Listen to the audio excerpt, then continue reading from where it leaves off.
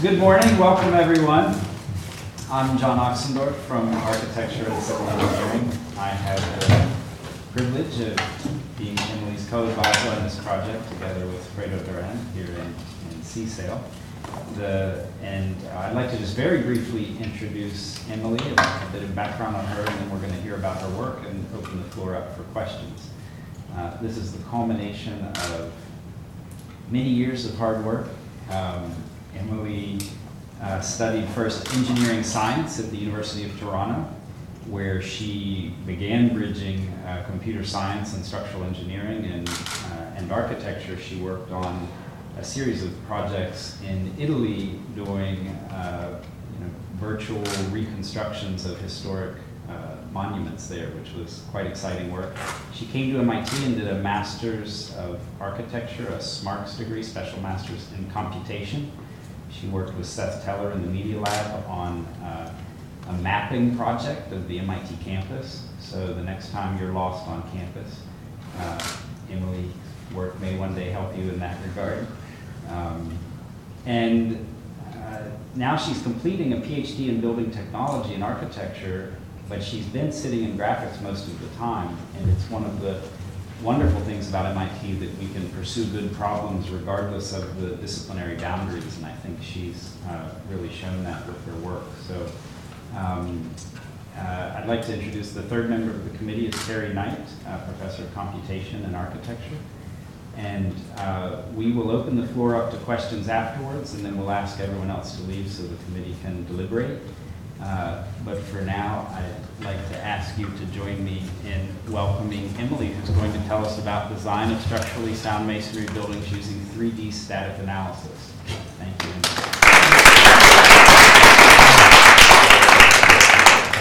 So thank you for the introduction, and hello everyone, and thank you for attending my talk. So the topic of my PhD is design of structurally sound masonry buildings using 3D static analysis. And this is work that was advised by John Ochsendorf from the Building Technology Group in Architecture, Fredo in the Computer Graphics Group in CSAIL, and Terry Knight as my third committee member from the Computation Group in Architecture. So the motivation for my work is design informed by stability. Now, if we look back to architectural masterpieces such as the King's College Chapel that you see here, it is clearly a feat of structural engineering in the spans and heights that they were able to achieve, but there's also a clear elegance in the forms, the vaulted and arched shapes that you see in the structure. And what interests me is that these shapes were designed through an understanding of structural properties. The forms follow the paths of the forces in the structure. And to give an example of this connection between shape and structure, two arches are pictured here. And the top semicircular arch is not stable, as you can see in this collapse mechanism. And in the bottom arch, although it has the same span, same thickness as the top arch, it is stable because it has a better chosen form. So it is not a matter of material failure, but rather stability is a function of the geometry. So it is the goal of my thesis to use computational techniques to find these structurally stable forms. Today, there exist many applications for computer-aided design, such as CATIA and Revit, and these applications can provide feedback indicating the current state of stress, for example, using finite element analysis. However, analysis does not guide the user on how to modify their designs for improved stability. Manual model adjustment is still required, and it's this manual step of changing the form for improved stability that interests me. Outside of architecture, there are also motivations in computer graphics. Content creation for virtual environments has become a bottleneck in creating visually realistic models, and there's also a push for interaction with surroundings. And the motivation for structurally stable models in virtual environments is that they'll look realistic because they follow physics, and also you can place them in physical simulations for realistic, say, collapse sequences, such as you see here. So the material that I focus on is masonry, which comprises stone and brick structures. And masonry is used in modern structures, such as this museum, pictured at the top, in South Africa. And this is a project that John Ochsendorf was involved in, as well as students at MIT. And masonry structures are interesting because they're designed to carry loads axially, which turns out to be a good principle in general for designing efficient structural forms. So the lessons learned from masonry design can also be applied to other materials.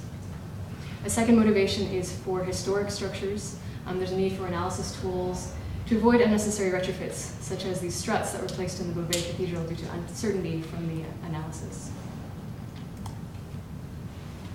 So now to overview my contribution, the problem that I work on can be described as inverse statics. Starting from an unstable shape, the goal is to determine how the shape can be modified in order to improve the feasibility. So rather than the forward analysis, where you're assessing the current state of stress in the structure, you actually want to modify the design to improve its stability properties. So there's three key contributions that I'll present towards this goal. The first is an analysis method specifically for masonry structures. And then I'll present two methods towards the inverse statics problem. The first is using procedural modeling, which is a parametric approach. And the second approach operates on freeform geometry. So first I'll describe the analysis method. Actually, first I'll describe related work. So this thesis project is actually, it's very interdisciplinary, and it touches on a wide range of topics in structural analysis, computer-assisted design, and in shape optimization. And so I'll just go through a few select literature in each of those areas. So beginning with structural analysis, there's two main schools of thought. The first is strength methods. And strength methods look at material damage, such as crushing or yielding of material. And the second is stability methods, which consider the geometry of the structure and whether or not it stands under static equilibrium.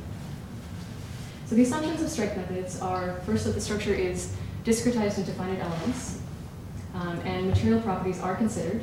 So they assume a model of elasticity, and stress is computed from deformation of the materials. However, masonry is a very rigid material, so using a model of elasticity to model it can lead to numerical instabilities. So what we use is the stability approach. And stability falls in line with the three main assumptions of masonry analysis, which were put forth by Hammond in the 60s. The first is that masonry can be considered a rigid block assemblage, meaning that there's no crushing and no deformation. There's no resistance to tension, so that means that under pulling forces, the blocks will hinge apart. And finally, failure is due to this hinging action rather than to a sliding failure. Okay. Now looking further into related work in stability methods, traditionally, as early as the 1700s, stability methods were applied to masonry analysis using graphical techniques. So engineers solved for equilibrium conditions using geometric relationships between the forces. And recently, these graphical methods were extended by Block et al. In order to make it interactive by implementing it in a parametric drawing software. However, the limitation is that these graphical methods are mainly only practical for 2D slices of buildings. Then, as mentioned, Hammond formalized a rigid block assumption for masonry analysis, and this assumption of rigidity and static equilibrium was put into a linear programming formulation by Leslie, Harvey, Bigby, and Brown. And this applies to analysis of both 2D and 3D structures. And my approach will extend this linear programming formulation. Another domain of related work is in shape optimization. So a few examples in this domain are architectural freeform surfaces generated through an optimization approach under fabrication constraints. This is Potman et al. Welsh and Witkin developed optimal 3D curved surfaces based on user constraints, and such as fixed points and curves. Harada et al. Found optimal room layouts based on optimization. And all of these examples are related to my technique in the sense that they use shape as a variable in an optimization. And this is laid out in the foundation work by Delfour and Zalesio and Laporte and Letelec. However, the main difference is that my objectives and my constraints bring in stability concerns. And finally, the most related area of previous work is in structural design. So this is applying optimization techniques to shapes for structural objectives. So the first example is a truss structure optimization, and this has some intrinsic differences from my work in that it's pin jointed. Another example is tree modeling, which uses stability approaches to find realistic placement of branches in a tree model. Allaire et al. Use optimization techniques to find the boundary of a shape under applied loads and boundary conditions. But this optimization approach is based on assumptions of elasticity, whereas I use a rigidity assumption. And the most relevant work to ours is by Bloch and Ochsendorf in 2007. So under the assumption of rigid blocks and static equilibrium, they were able to find feasible 3D shells for masonry. But the main difference in the type of structure that they were able to assess is that it's 3D structures which can be projected onto a 2D plane. So this means 2D topologies. So in summary, you can see that there are a number of shape optimization methods which do assess structural properties, but these are generally specific to a particular class of structure. So either elastic material assumptions or trusses or a particular class of masonry shell. So there's still need for optimization methods which work for general 3D masonry structures. Okay, so going back to my own work, here again I list the main contributions of an analysis method and two approaches to the inverse statics problem. And so now I'll start on the analysis approach for masonry. Okay, so I'll review some background on feasibility conditions. So the conditions for feasibility are first your static equilibrium, and this is your basic physics where net force and net torque have to sum to 0. And then there's the material constraint of masonry, which is compression only. That means it only resists pushing forces between blocks. So to give a simple 2-block example, you can see in the top, the top block would hinge over unless there was some resistance to tension. So under the masonry constraints, this would not be a feasible structure. Whereas in the bottom example, it can stand under compression only, so it would be feasible under these conditions. Now the static equilibrium constraints, these can be formulated as a system of linear equations. So here you have the force vector F, with, the applied load, which is the weight vector W, and then AEQ is the coefficients for the static equilibrium equations, and this is dependent on the geometry of the blocks. And we represent the forces by discrete force vectors, which are placed at the vertices of interfaces between blocks.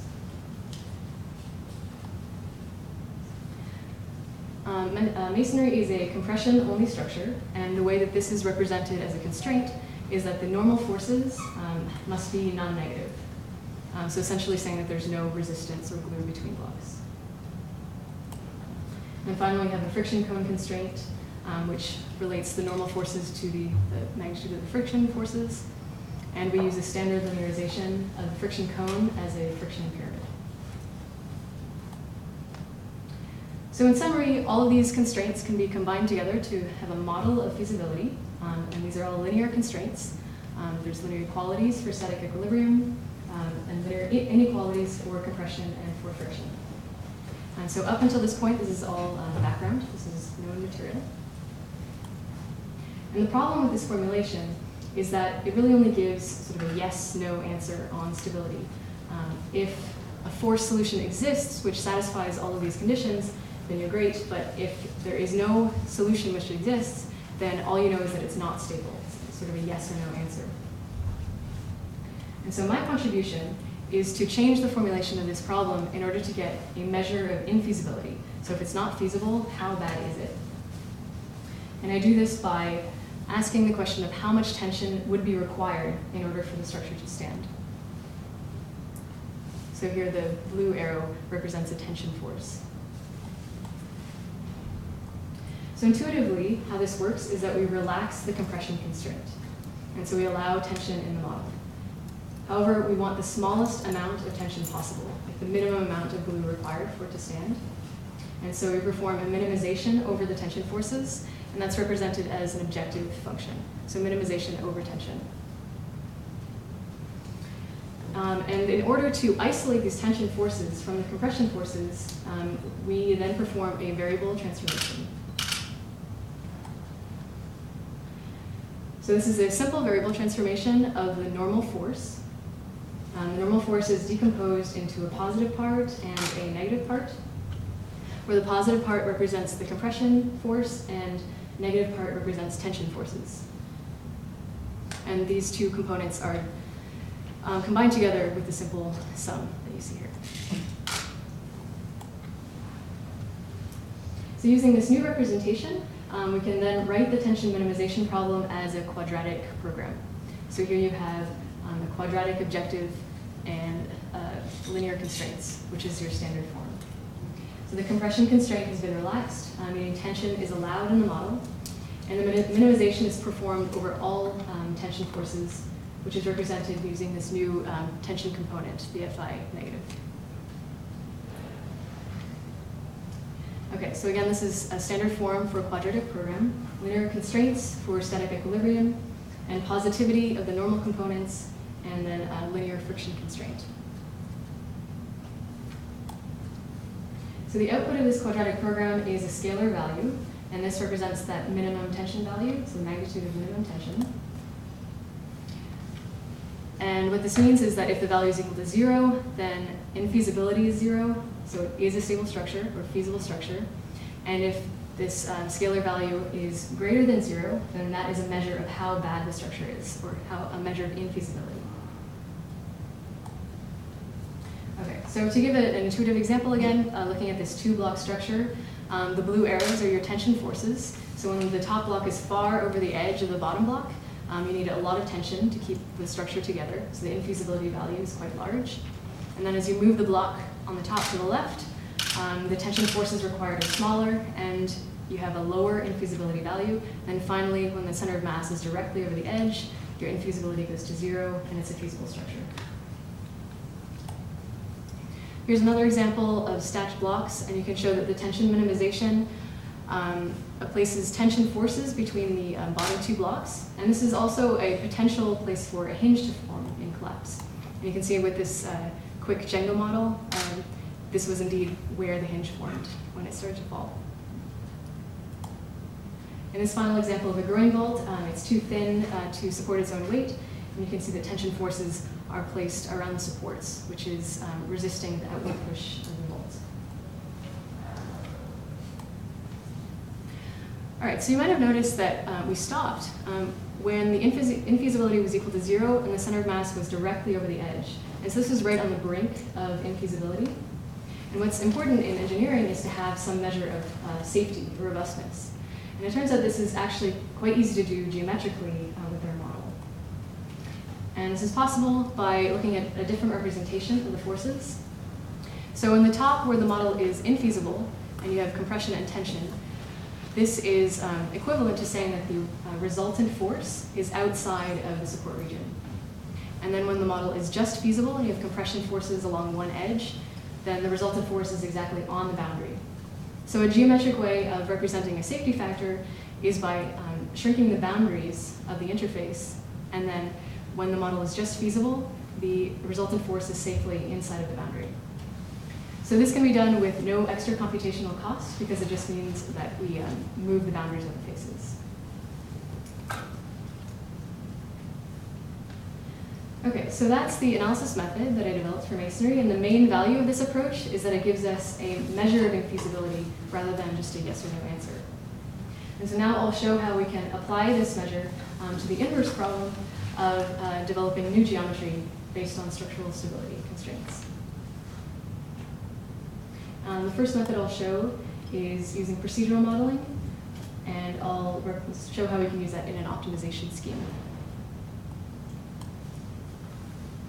All right, so first a little bit of background on procedural modeling. It's a parametric approach, and it's based on a set of production rules. And each production rule has a set of input and output shapes, and these shapes are drawn from a library of primitives, and these are specific to the type of architecture that we are designing. And then there's a production type, which is a set of transformations, and it's controlled by continuous parameters. Now this is based on work by Buehler et al. From 2006. And here's a sample evaluation of the rules, just starting from a wall segment by a series of subdivisions and inserting of new primitives. You can come to this repeated structure of windows where you can control through parameters the size of the windows or the thickness of columns. And then as an extension to the regular procedural modeling approach, we also assign mass to all the blocks. And also we determine adjacencies between each element. And these adjacencies, which are the orange interfaces, that is where the forces are placed to represent the force state of the structure. All right, so our technique for the inverse statics problem is an optimization. And this is an overview of the optimization. The input is the set of rules and the set of parameters from the procedural model. And then it's an iterative approach, and at each iteration, first you generate the procedural model at the current set of parameters, and then perform the analysis, which is what I presented earlier, to find the measure of infeasibility. Then if the structure is feasible, the optimization terminates, and if it's not feasible, then we update the parameters to improve the structural stability of the model. All right, so this can be seen as a nested optimization. As you'll recall, the measure of infeasibility is a quadratic program. Right, so based on the current geometry, we're finding that measure of infeasibility. And then the larger optimization loop is trying to find the parameters of the procedural model, which will make that minimum tension value go to 0. So the larger optimization is actually a nonlinear program, and this is because there's a nonlinear relationship between the geometric parameters, which are the parameters of the procedural model, and the value of infeasibility. And further, the way that we update parameters is by computing gradients of the procedural model parameters. This is done using finite differencing, and also we use the MATLAB active set algorithm for the nonlinear program.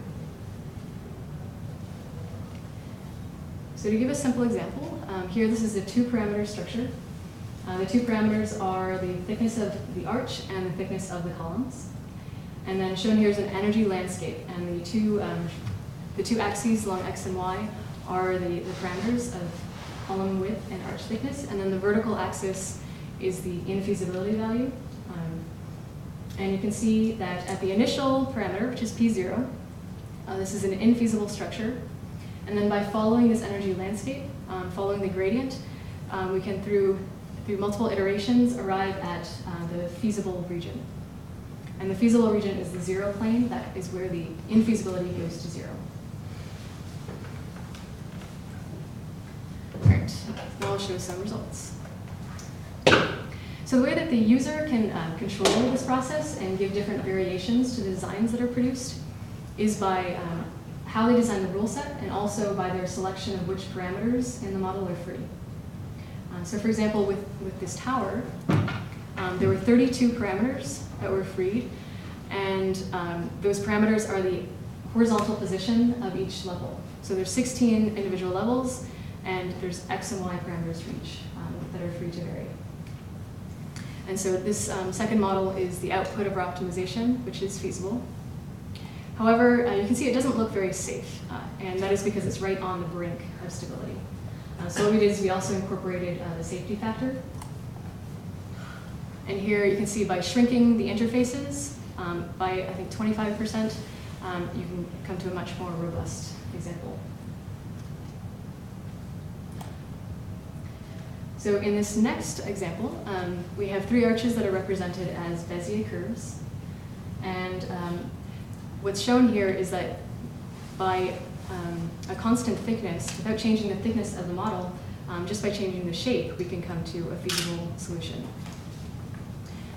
So the final arches are going more towards a catenary shape, and there's also a slight skew in the bottom 2 arches due to the outward push from the top arch.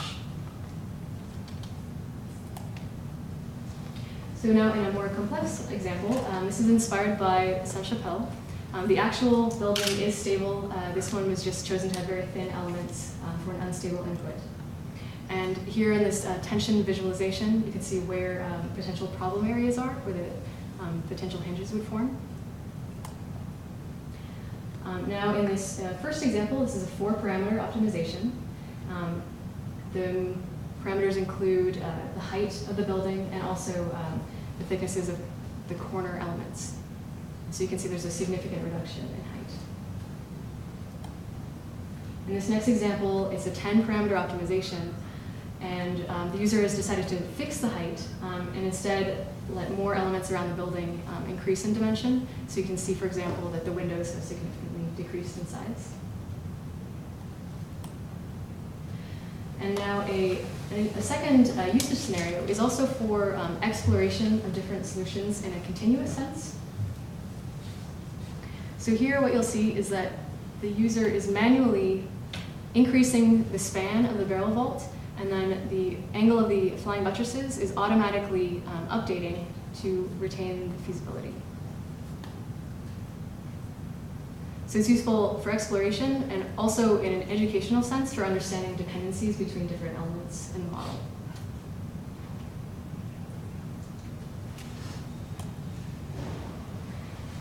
All right, so a couple of statistics on performance. Starting with the first arch model that we saw at the beginning. This is about 10 blocks, and there were 2 parameters that were freed. And it's a very quick optimization, only a fraction of a second for each iteration. And the most complex model that we optimized was based on the cleaning lobby. This had around 1,000 blocks, and the most parameters was 9, but a relatively small number of iterations to arrive at a feasible solution.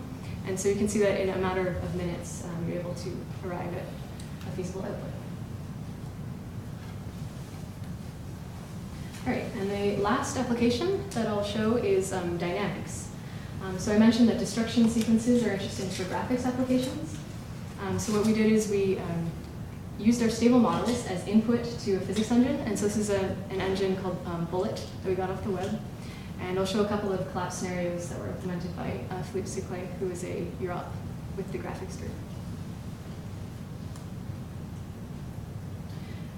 So our contribution here is providing a stable model, which means that you can simply put them inside of a physics simulation and get these automatic collapse sequences, rather than having an artist script the collapse.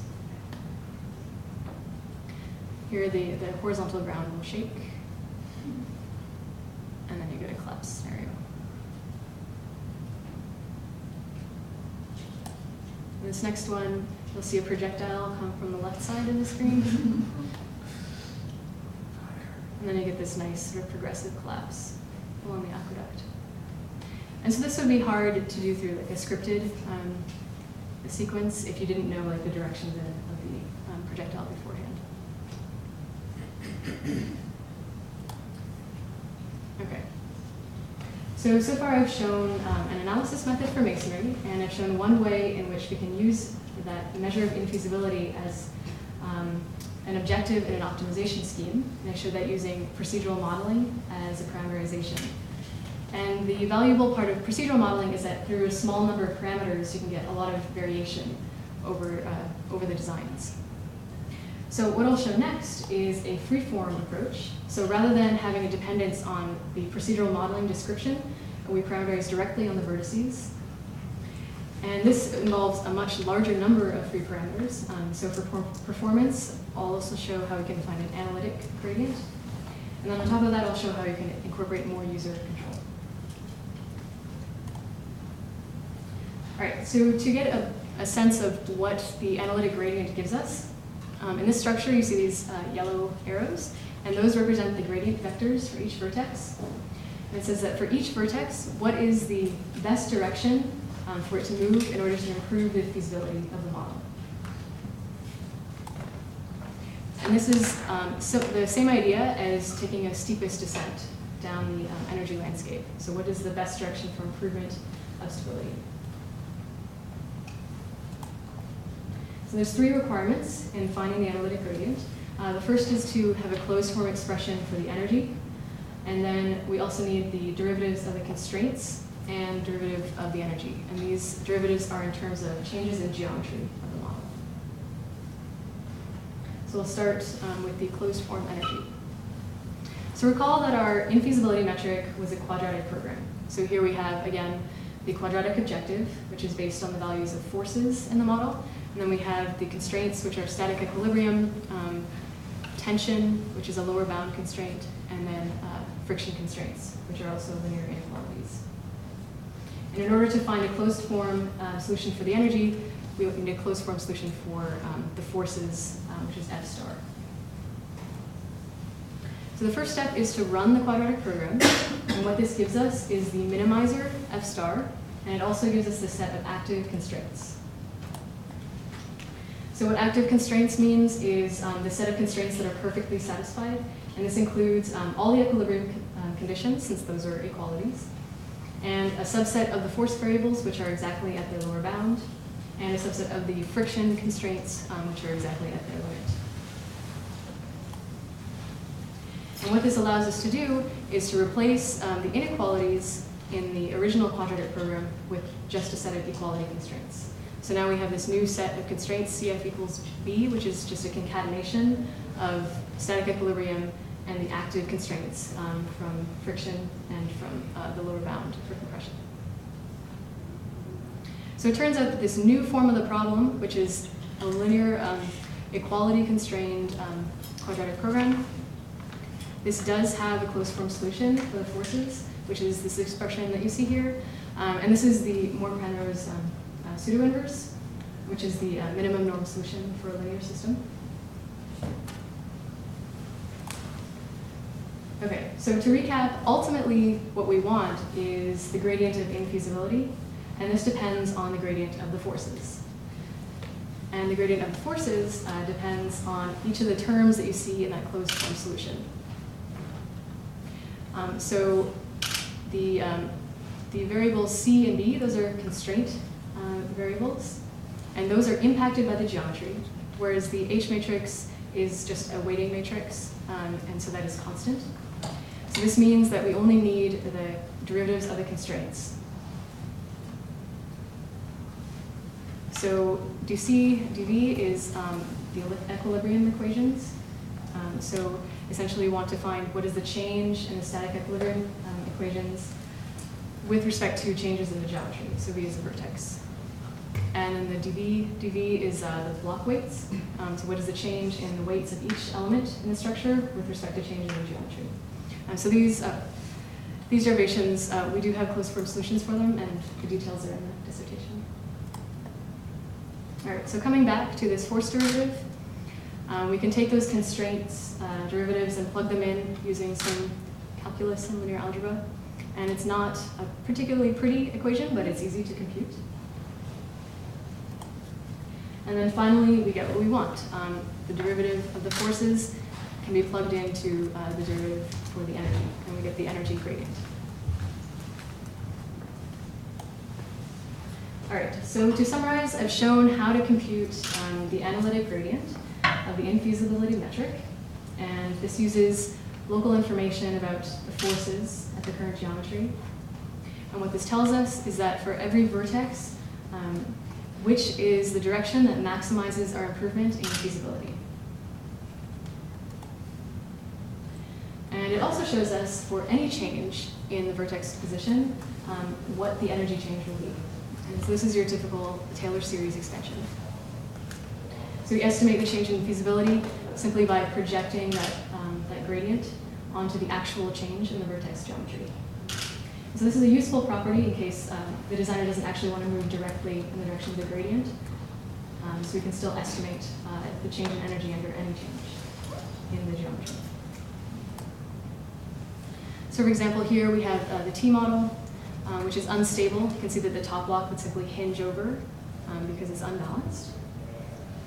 And you can see that each vertex has a gradient vector associated with it. And by moving each vertex along the gradient, you get this wedge shape, which is more feasible. And you can also see that the relative sizes of the gradient vectors shows how effective each change in the vertex positions will be. All right, so now I'll break down the gradient into its various components. So we could express each of these vertices of either x, y, and z components, but I use a different shape parameterization, which makes more sense for architectural applications. So we decided to use a parameterization that separates in-plane movement of vertices and changes in the face of the plane. This is to maintain planarity. So the first parameterization is that each vertex can move within the plane of the face. This is the block face. The second parameter is that any face can translate along its normal. And the last set of parameters is that any face can rotate about its centroid. There's 2 degrees of freedom. All right, so going back to the unstable T model, so we see with in-plane vertex translation, this component of the gradient increases the size of the bottom block and then changes the top block into a wedge shape, which sort of redistributes the mass and pushes the center of mass to the right. Then under normal translation, the component of the gradient shows that it's most effective to push the block over to the right, the top block over to the right, again, to move the center of mass or the support. And then in the last example for rotation, we have a 2-block structure where the interface is very steep, requiring a lot of friction. And so rotating the face toward a horizontal position would make it more feasible. And then we can combine all of these components together simply by summing them together. So in the T, we have the normal component and the in-plane translation component. And just by adding them, we get the full gradient. And then the final stable result is found by moving the vertices along these gradient vectors. All right, so the big picture again is that we have this inverse statics problem that we want to solve. And so I have this optimization procedure that you saw earlier with the procedural modeling. So at each iteration, again, we start with the unstable model, and then an analysis is performed to find the infeasibility metric. And then rather than finding differencing, we have this analytic gradient to find the changes in each of the parameters. All right, so this is sort of describing an automatic optimization procedure, and it's essentially the steepest descent gradient-based approach. And what's more interesting is, rather than looking at an optimization procedure which is automatic, to allow some user control. So after the gradients are computed, we want to incorporate some kind of user preferences or user constraints so that they can find different results which are feasible. And if you're looking at the energy landscape, this is a similar idea to saying that there's an entire feasible region. So this entire red region represents different families of solutions that are all feasible. And by taking different paths down the energy landscape, say through user control, we can find these different answers. All right, so I'll give a few examples of how we incorporated this idea of user control. So we have an unstable input. You can see the vectors again are showing the direction of the gradient. And then the first example is from unconstrained optimization. So this is just the automatic approach of just applying the gradient iteratively. In this next example, the user has decided to fix vertices in the model. So all of the arched vertices stay in their initial position. And the effect of this is that the column blocks, they thicken more significantly, and then there's also a slight angling of the support. In this next example, the user applied a constraint on thickness of the blocks. So you can see again there's this change in the shape. And then finally, this is an orientation constraint in addition to fixed vertices in the arch. So you still get this change in the angle of the columns, but this is by translating the blocks rather than by angling them out.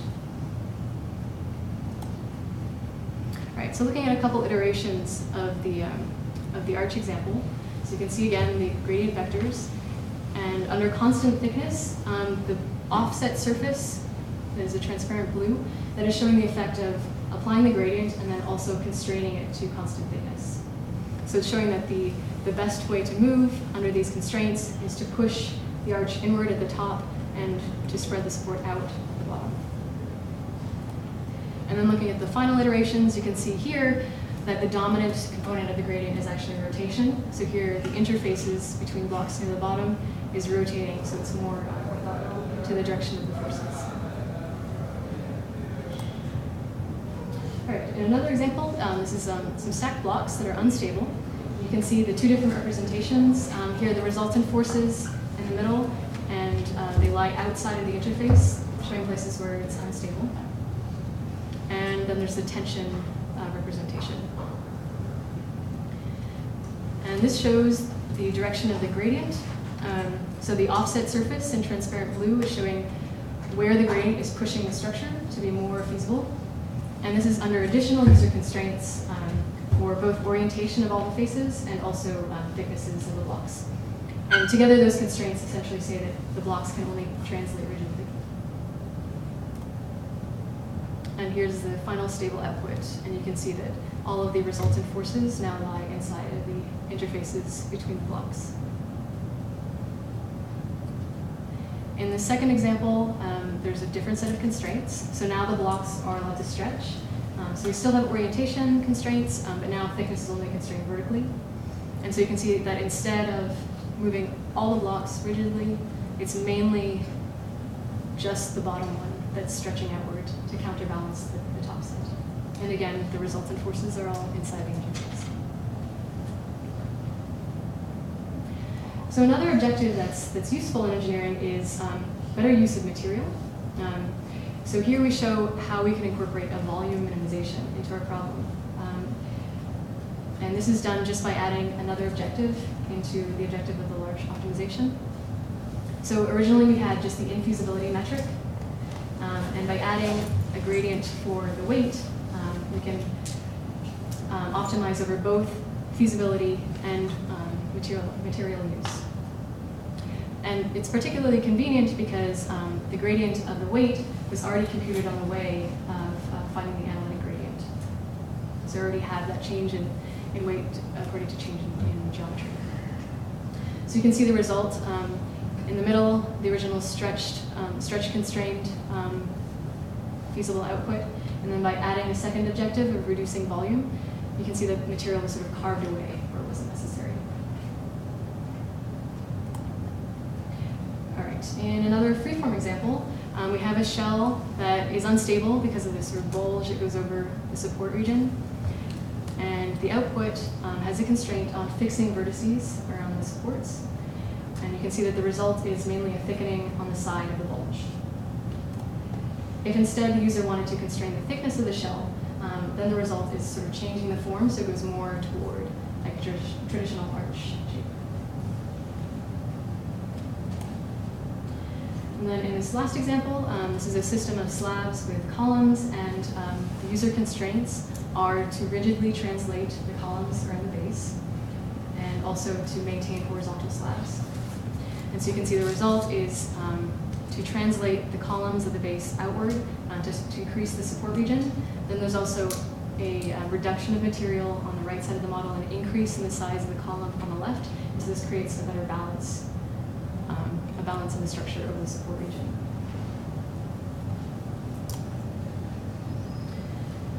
Okay, so I've shown 3 key contributions towards this inverse statics problem. An analysis method for masonry, and then 2 approaches to inverse statics problem.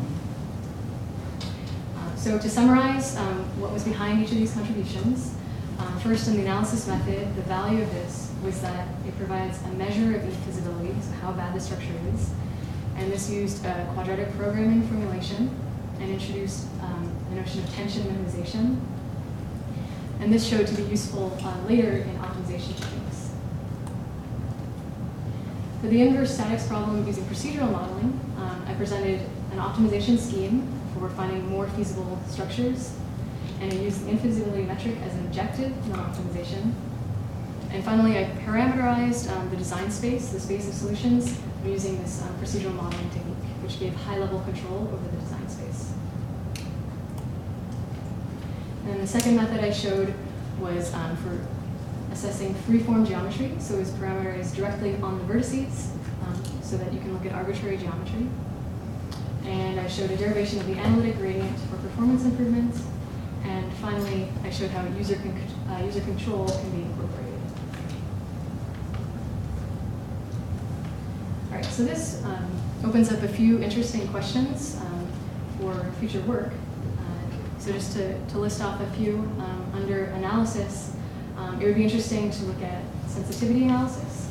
So for instance, if there was some change in the positioning of foundations, how would the feasibility change in relation to that?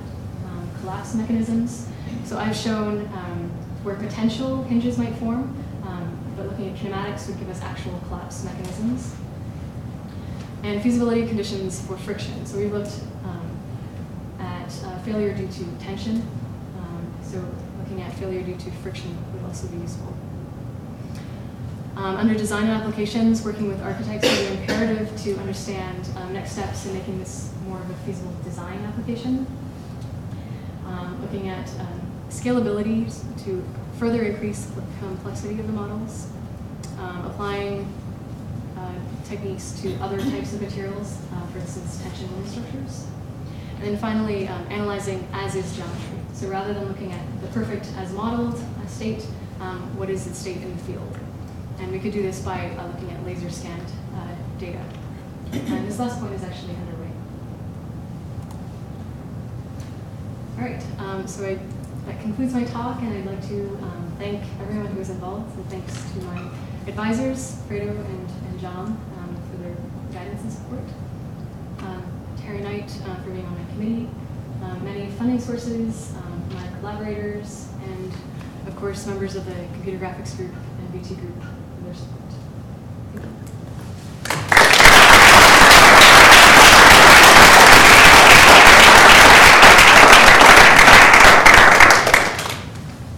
Okay, the floor is open for questions.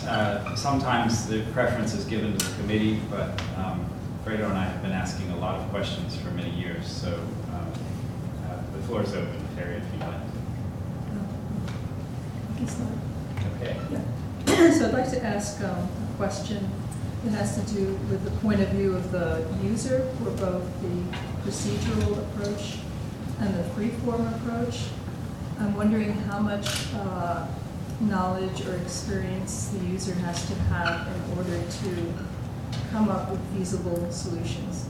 So for example, would it be possible for the user to define parameters for the procedural approach or constraints for the freeform approach so that he or she would never arrive at a feasible solution? And if that's the case, is there any way of guiding the user towards more feasible constraints and parameters?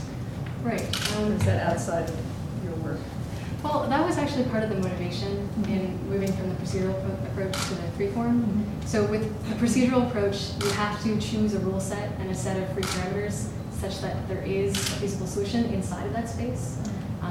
So the value of using the freeform approach is that it's every possible vertex change is assessed. And the hope is that by also visualizing the gradient offset, so by showing the gradient vectors and then sort of a ghost structure of what that might look like, we can give an intuition on where the user could choose to push the model.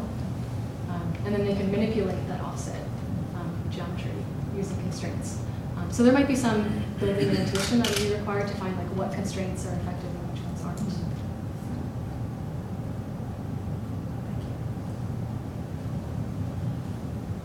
Here's a follow-up question.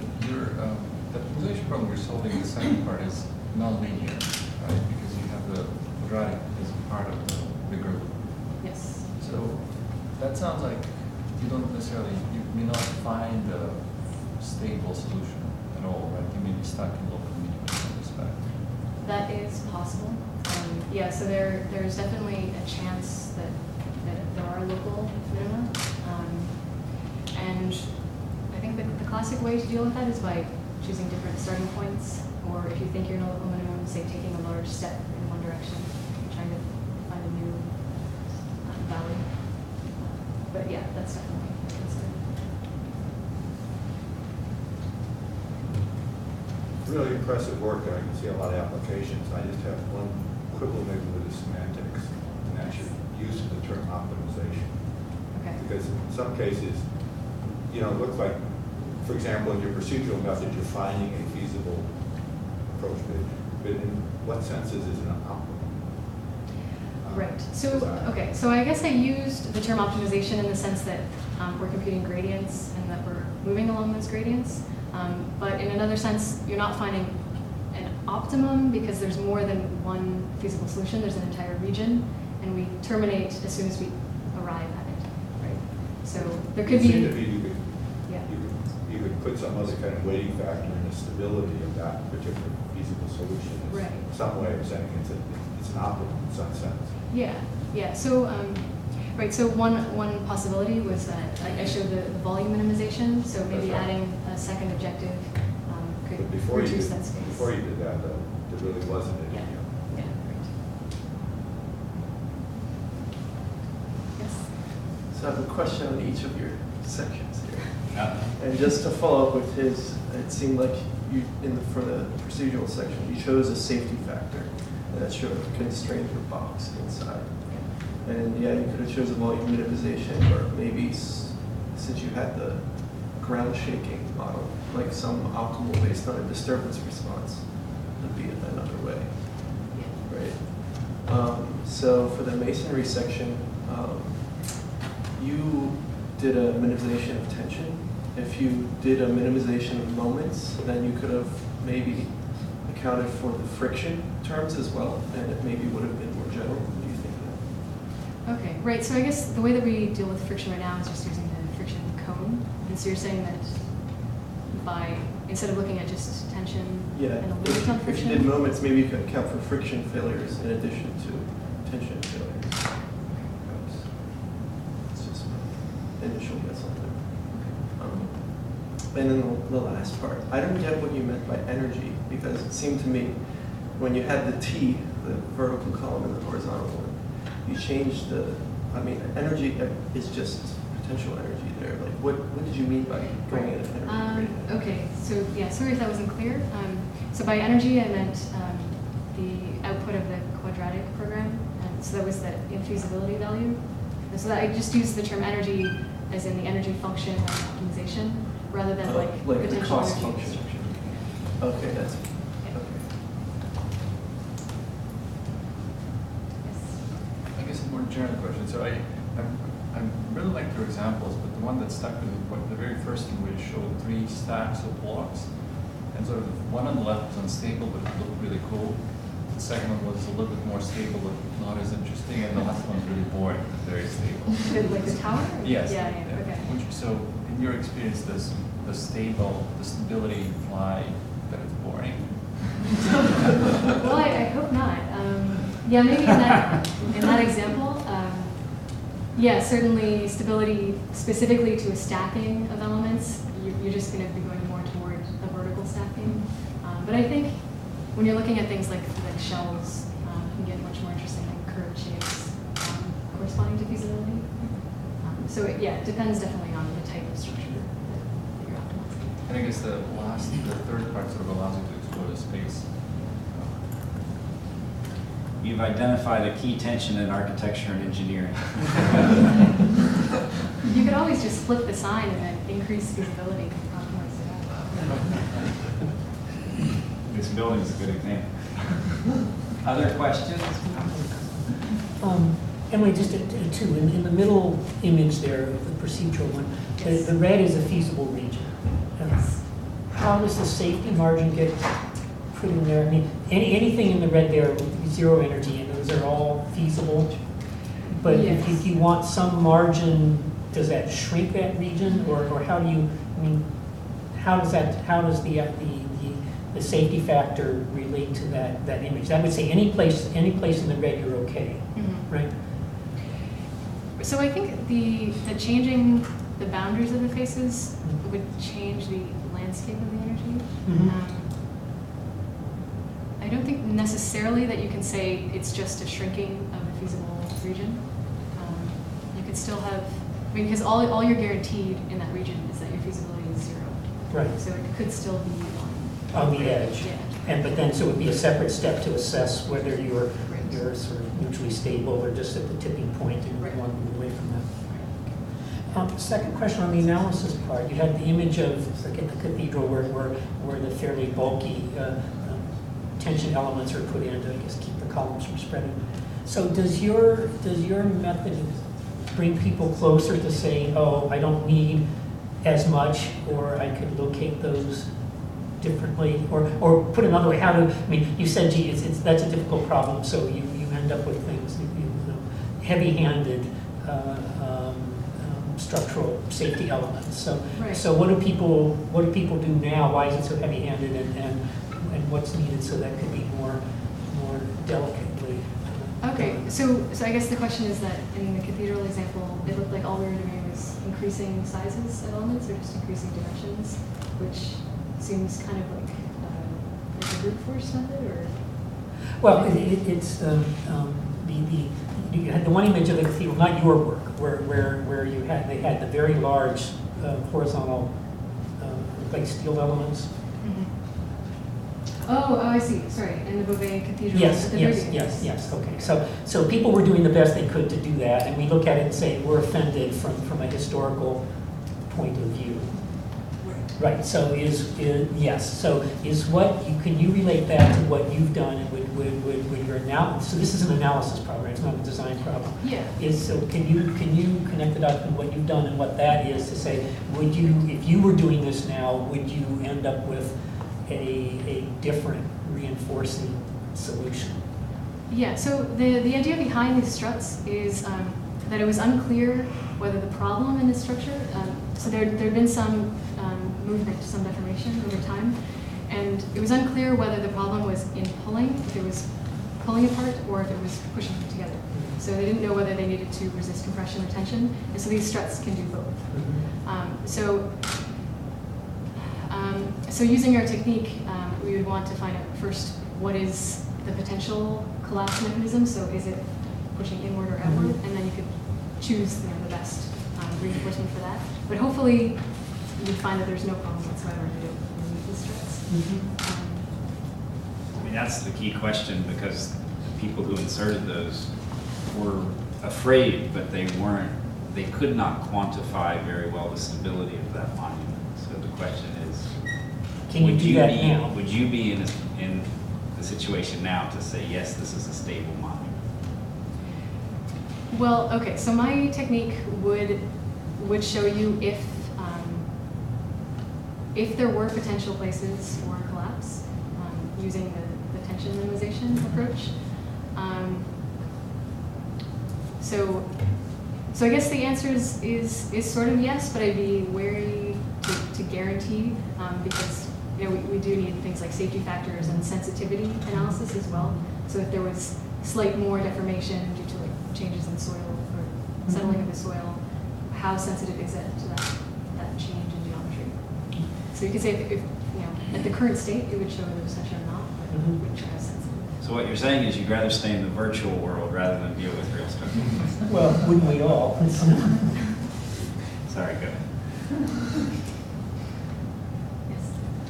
I asked myself, then you introduce this kind of glue to determine the factor of safety. Could you generalize your program also to a material like reinforced concrete?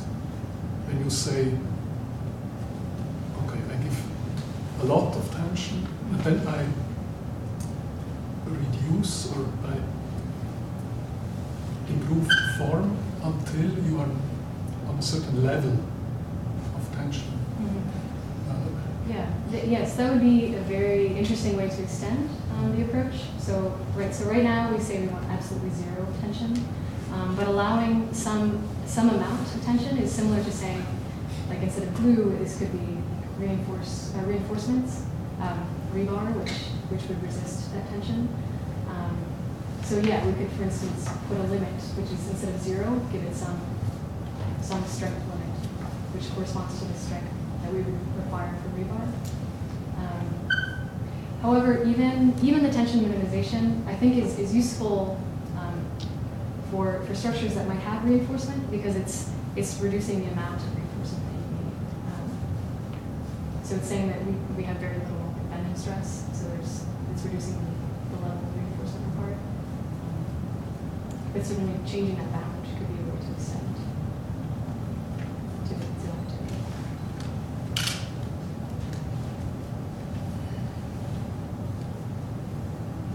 Yes. I'm related to that question. I'm curious if you could do the opposite thing for sort of as a safety factor. If you could require a minimum amount of compression as opposed to just not just zero tension, but also some minimal small amount of compression. Would that be a way to give a safety factor? Okay, so actually, sort of behind the scenes, there's a little bit of that already going on. In the last approach with the freeform geometry, the weighting on the forces was mostly on tension, but there's a little bit on compression as well.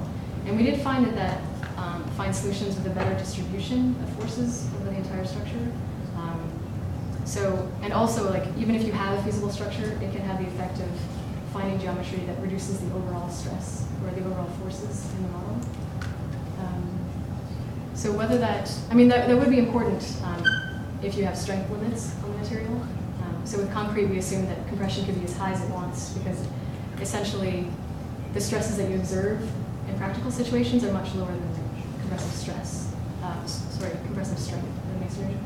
So But in other situations, when there is an upper limit, then yeah, the minimization under that constraint. So you're saying that in some situations you want to minimize compression as well? Yeah. But sorry, what I was trying to ask is, are there situations in which you want to guarantee compression is above some certain threshold so that you're safely far away from tension? Oh, I see. Would that be a way of expressing a safety factor as opposed to shrinking the edges of faces? Yeah, I have to think about that. Yeah, that's possible. Well, you kind of looked at it at some point, right? We're trying to shift the zero on one side or the other of compression versus tension. Yeah, so yeah, we tried to apply an offset so that tension, instead of setting as a limit to 0, we set it to a negative value. And that's kind of the same as having at least a small compressive. Yeah, that's. And possibly the other thing that's related is friction, right? Because in order not to violate the friction curve, you need some compression forces. Right. And shrinking the interface is similar because it ensures you have compression around all the exterior. It's like the concept of a kern or a cairn where the force is lying within, therefore you have uniform, or if you're right at the center, you have uniform compression over the whole surface. You got a question? Yeah, so the answer to this could just be like no, and it's uninteresting. But I'm curious, particularly in the case if you scan some actual building and you know that the building is standing up, is there anything that you might be able to infer about what you've scanned based on the fact that it's standing? So maybe some material properties, or even as part of the surface reconstruction, you know, well, I know that this surface corresponds to some structure that's stable, so I have these additional constraints on my surface reconstruction. I'm just wondering if there's anything that you might be able to infer about the structure based on the fact that it is standing and you have the scan. So we already have a support structure for it. Like, for instance, do you mean like, say, a steel truss or something, or? Well, just let's say like a really old building, and you don't know certain things about its material properties, or maybe you're trying to get the shape of it. Does the fact that it's structurally sound, based on the fact that it's still standing, give you any information from which you might? Oh, okay. So given that it is standing and it exists, I see. So I guess you would know that a feasible solution is possible in that sense. But I'm not sure how you would incorporate that into the scheme that I presented. But one answer is for this cathedral at the bottom, if it stood for 600 years without those struts, it had some way of standing for 600 years without those struts. So that gives you confidence that there may be solutions there. Right. If there were very large movements that occurred, that would worry you. But so I think the fact that it's standing does count for something.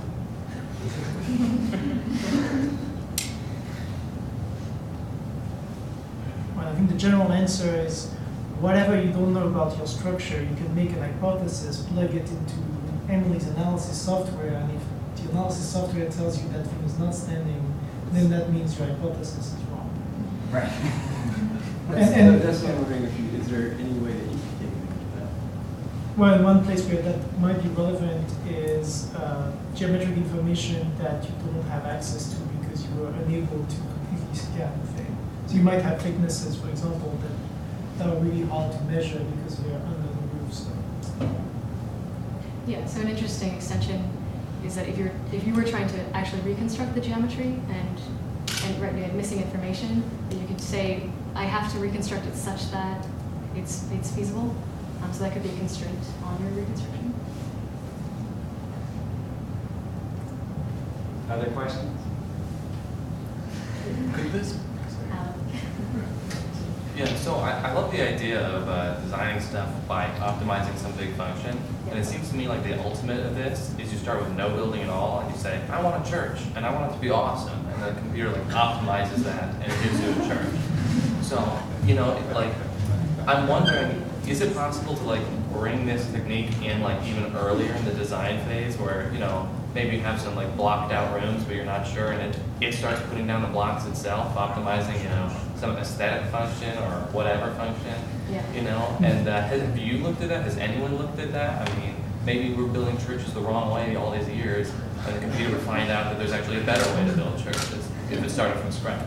Yeah, so it's a very under-constrained problem. With your procedural modeling, maybe that would make it a little more constrained.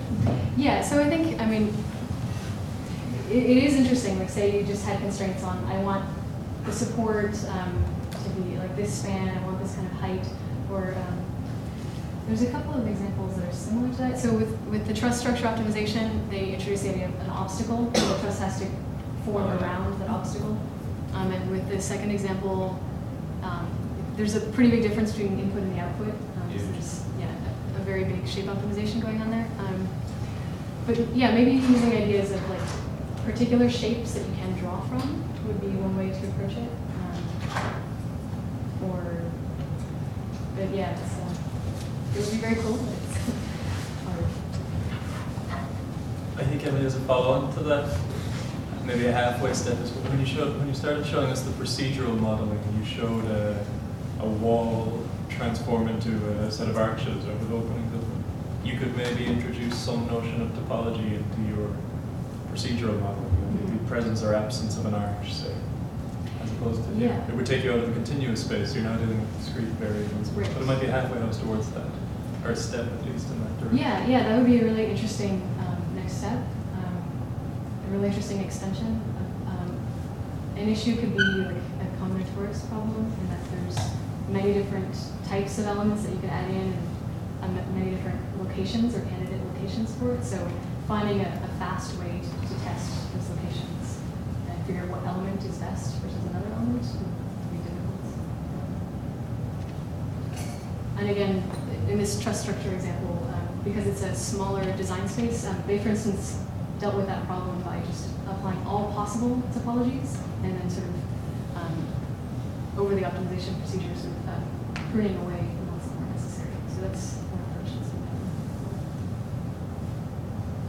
So I wonder if you have considered like extend this techniques into dynamic situation where you have like an entity that is undergoing a dynamic process, like a car driving, and you have certain like definition of stability such that you can optimize the structure of the entity such that it's more stable. So under dynamic constraints rather than static equilibrium? Yeah. Certainly for applications like earthquake simulations and safety, situations like that would be very important. And one of the methods that are used for that is, I think it's called quasi-static. So with earthquakes, they look at still the static equilibrium problem, but under like changes in the ground plane. So this simulates a horizontal acceleration. But yeah, actually one of John's other students worked on earthquake simulations. So just a general question on optimization. How often do you find, so basically all your algorithms are greedy algorithms. You're starting from somewhere and you're walking down until you hit something that's feasible. Yeah. So how often do you actually not hit something that's feasible? And is there a way to comment on how often you actually, following the gradient actually doesn't work? Or is it just basically work every time you try? So in the examples that I showed, we have always found an optimal solution. But I think in general, we haven't tried structures that are just completely just random, where it looks like you have no idea whether a feasible solution exists or not. So, I mean, it's obviously possible that you would start from some infeasible starting point and find that that there's no feasible solution. But at least what we can do is say there's a direction of improvement. So even if we don't find a feasible solution in the end, it's at least better than where you started. And then maybe you can bring in other measures to deal with the tension that's still left in the model. Can you use your method to help determine the order in which something should be constructed? Because all of the substructures should be stable. Right. Yeah, that would be cool. Yeah, it's an interesting problem to look at the construction sequence. So basically saying that every step in the model as you're building up has to also be stable. And there's some structures where that already works, like in igloos, for example. You can just do one course at a time, and each individual state is feasible on its own. But like for instance, when they were in the construction of cathedrals, you had to use formwork. So you do like a supplementary structure, which would then be taken away afterwards. So it would be very cool to find out if there's a stable sequence, and if not, what kind of formwork would we need.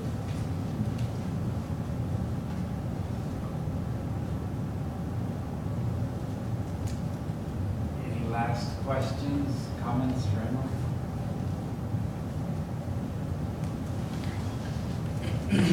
Okay, well, I should point out that the global demand for Gothic cathedrals has dropped off, but we think it's because of the recession, and we're sure it's so when it comes back, Emily will be ready. At this point, I'd like to ask everyone to step outside. The committee is going to discuss and deliberate.